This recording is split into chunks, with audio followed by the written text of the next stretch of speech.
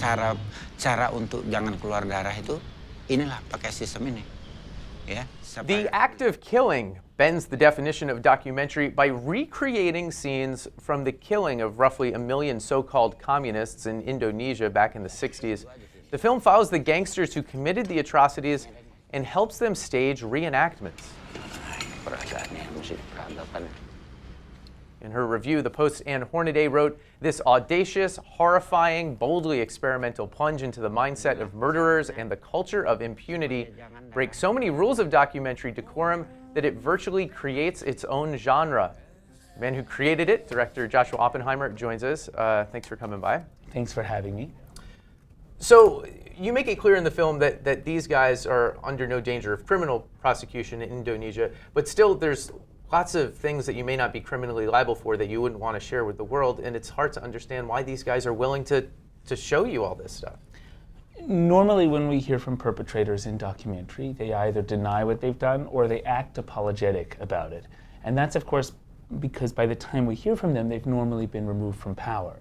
Now, these men are still in power and have never been forced to admit that what they've done was wrong. And so they don't sound like perpetrators in documentaries we've seen before. They're open, and they're even boastful about what they've done. And I think there's a number of reasons for that all converge. First of all, the boasting, as we see in the film, turns out to be defensive. They're trying to reassure themselves, it turns out, that what they did was right, and so they boast about it. The perpetrators are not necessarily trying to look good. And that in two senses. The main character of the film, a death squad leader named Anwar Congo, it turns out that he's somehow trying to deal with his pain. So some folks, including our reviewer Ann Hornaday, have questioned whether his regret and tears at the end of the film are real. You were there with him.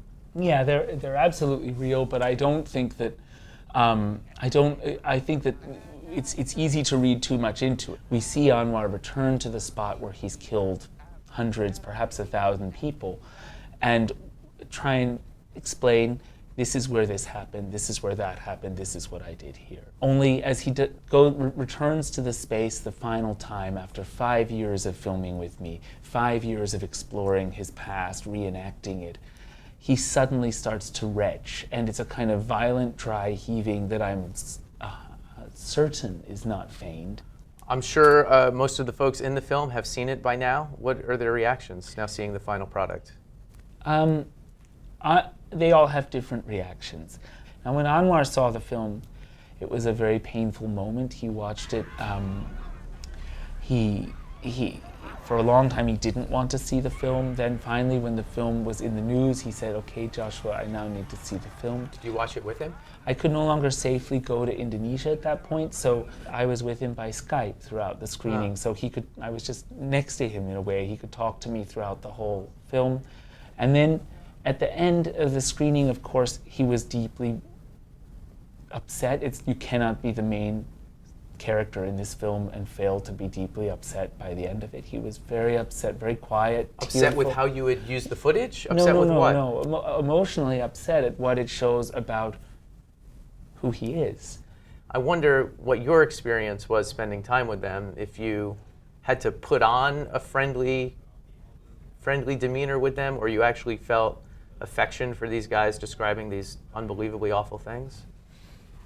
I never for a second did I forget my condemnation of what they did. I never also for a second allowed myself to condemn Anwar as an entire human being. I think when you make the leap... Why the hell not? I think if not him, who? I think when you make the leap from saying this person has done evil to this person is evil, we condemn an entire person, we condemn an entire life. And the risk of that is that we do so probably in order to reassure ourselves that we are different. And I may hope that I would never do what Anwar did if I had his background, if I grew up in his space. But I'm extremely blessed never to have to find out.